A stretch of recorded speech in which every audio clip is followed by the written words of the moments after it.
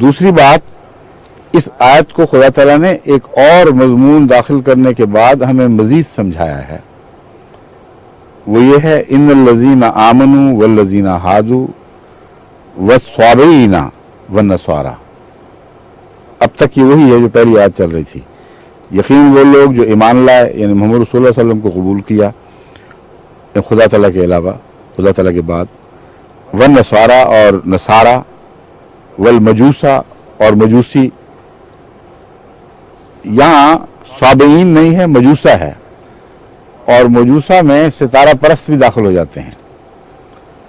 والذین اشرکوا، صابی اور مجوس کا فرق یاد رکھیں۔ مجوس تو یہ عام طور پر سب کے لیے کہہ دیا کرتے تھے، مگر دراصل صابی اور مجوس میں یہ فرق ہے کہ صابی ان اہل کتاب کو کہتے تھے جن کے معین کتاب کا ذکر کیے بغیر وہ تمام لوگ جو کسی الہی سلسلے سے وابستہ تھے، عرب دنیا سے باہر کے لوگ، ان کو یہ صابی کہا کرتے تھے۔ تبھی حضرت صلی اللہ علیہ وسلم کو صابی کہا ہے، مجوس نہیں فرمایا، مجوس نہیں کہا۔ یعنی تم ہو تو الہی کتاب سے وابستہ، لیکن ہمارے دائرہ علم کی جو الہی کتب ہیں تم ان میں نہیں ہو۔ آگے فرماتا ہے والذین اشرکوا، اور وہ لوگ جو مشرک ہوئے، ان کے ساتھ عمل صالح کا ذکر ہی کوئی نہیں۔ وہ خاص دائرہ ہے ایک مخصوص جس کا عمل صالح سے تعلق ہے، ان کے ساتھ ایمان آخرت پر کا کوئی ذکر نہیں، یوم الآخر پر ایمان نہیں لاتے ہے، جس کا مطلب ہے کہ ان لوگوں میں سے بھی کچھ بگڑ گئے، بلکہ بعد میں بھاری اکثریت بگڑ گئی۔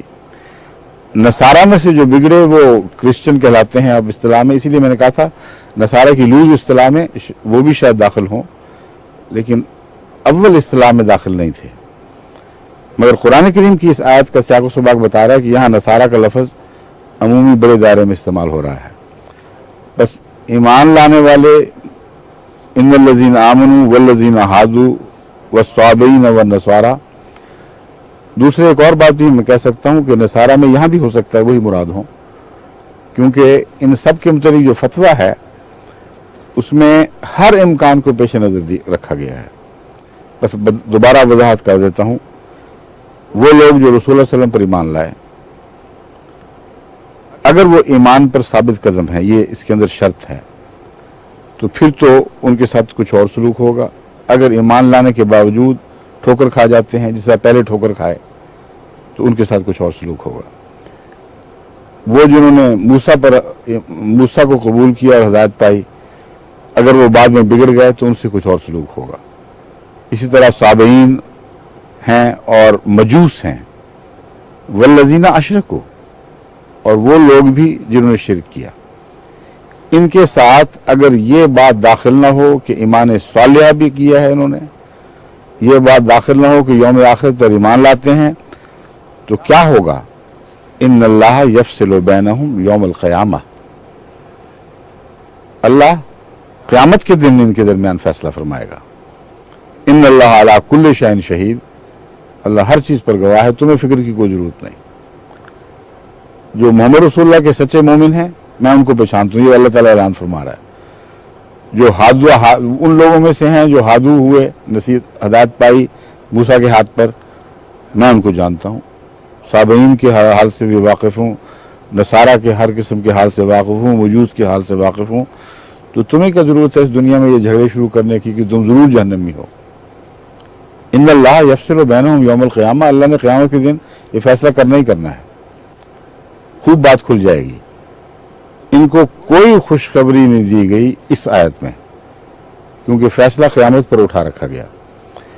بس اس وجہ سے میں جماعت کو یہ نصیحت کرتا رہا ہوں ان آیات کے حوالے سے کہ یہ کہنا کہ تم قبول نہیں کرتے اس لیے ضرور جہنمی ہو، یہ دھکا دینے والی بات ہے، یہ قرآن کریم کے اسلوب کے خلاف طریق ہے۔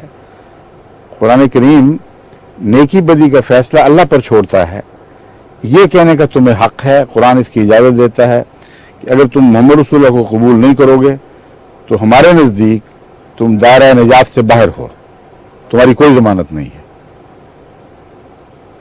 اللہ کی مرضی ہے، جسے چاہے بخشے جسے چاہے نہ بخشے۔ یہ کہنے کا حق نہیں کہ تم لازماً جہنمی ہو۔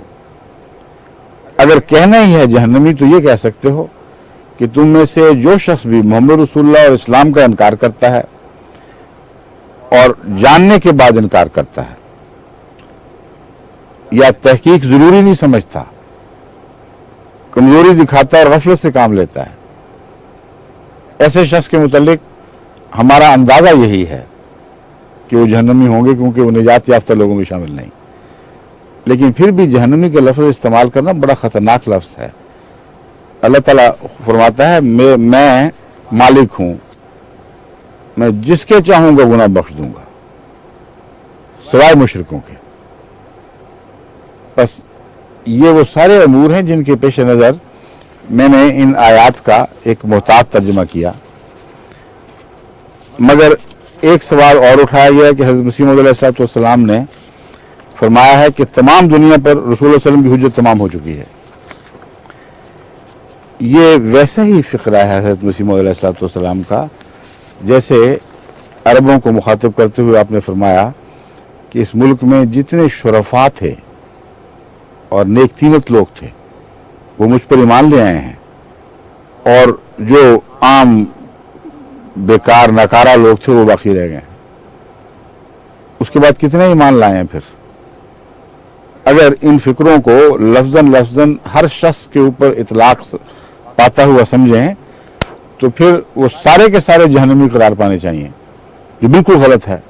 آج بھی کثرت کے ساتھ ان لوگوں میں سے، ان کی اولادوں میں سے لوگ ایمان لا رہے ہیں، اور ان کو مراد یہ ہے کہ وہ ان لوگوں نے رد کیا ہے عام شہرت کے باوجود جنہوں نے مجھ سے تخفیف کا معاملہ کیا ہے۔ جب یہ ذکر کیا جاتا ہے عامی تو مراد ہر فرد بشر نہیں ہوا کرتا، اور یہی محاورہ حضرت مسیح موعود علیہ السلام کا حضرت صلی اللہ علیہ وسلم نے بھی استعمال فرمایا جب فرمایا کہ جتنے 72 فرقے ہیں ایک جماعت کو چھوڑ کر، کلہم فی النار الا ملتن، وہ ایک جماعت کے سوا سارے جہنمی ہوں گے۔ تو کیا سوال کرنے والے یہ سمجھتے ہیں اس سے کہ رسول اللہ صلی اللہ علیہ وسلم کی مراد یہ ہے کہ ہر دوسرے فرقے کے ہر فرد بشر کے متعلق یہ قطعی فتویٰ ہے کہ وہ ضرور جہنم میں جائے گا؟ اگر یہ ان کا مسلک ہے تو بے شک ان کو مبارک ہو، میرا یہ مسلک نہیں ہے، اس لیے کہ میرے نزدیک حضرت مسیح موعود علیہ السلام کا یہ مسلک نہیں تھا۔ حضرت مسیح موعود علیہ السلام سے مجھے ایک ایسی نسبت ہے جو بعض لوگوں کو شاید علم نہیں، اس لیے وہ یہ سوال اٹھا دیتے ہیں بعض دفعہ نعوذ باللہ من ذالک کہ میں مسیح موعود علیہ السلام کے موقف سے ہٹ کر کوئی اور موقف پیش کر رہا ہوں۔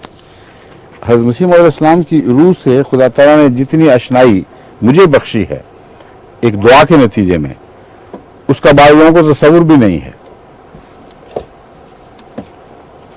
بچپن سے جب حضرت مسیح علیہ السلام کو میں حضرت صلی اللہ علیہ وسلم کے سامنے سینہ سپر دیکھتا تھا، ہر تیر اپنی چھاتی پہ لیتے تھے، تو بڑے درد سے بارہا میرے دل سے دعا نکلی کہ اے اللہ مجھے وہی نسبت دے دے اس وجود سے جو اس کو اپنے آقا اور ہم سب کے آقا سے ہے، اور اسی طرح حضرت مسیح موعود علیہ السلام کے سامنے مجھے اپنی چھاتی پیش کرنے کی توفیق بخش، اسی طرح میں دشمن کے مقابلے کروں جو مسیح موعود پر حملے کرتے ہیں۔ اور مجھے خدا تعالیٰ کی جاری تقدیر جو بعد میں ہوئی اس سے یقین ہے کہ خدا نے میری یہ دعائیں سنی ہیں۔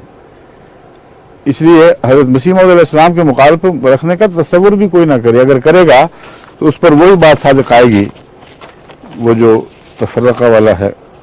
حضرت مسیح علیہ السلام خطبہ الہامیہ میں فرماتے ہیں من فرق بینی و بین المصطفیٰ فما عرفنی وما رآ، جس شخص نے میرے اور مصطفیٰ کے درمیان فرق کیا ہے اس نے نہ مجھے پہچانا نہ اس نے مجھے دیکھا۔ بس میں تو ادنا اور ایک ذلیل عاجز خادم ہوں مسیح موعود علیہ السلام کا، میرے متعلق یہ وہم بھی بالکل باطل ہے۔ میں جانتا ہوں آپ کے مزاج کو، آپ کی روح کو، بعض دفعہ ظاہری طور پر آپ سمجھتے ہیں کہ شاید کوئی مخالفت نعوذ باللہ ہے، فی الحقیقت میں آپ کے مقاصد کی تائید میں بات کر رہا ہوتا ہوں، اور آپ کو بعض دوسرے اعتراضات سے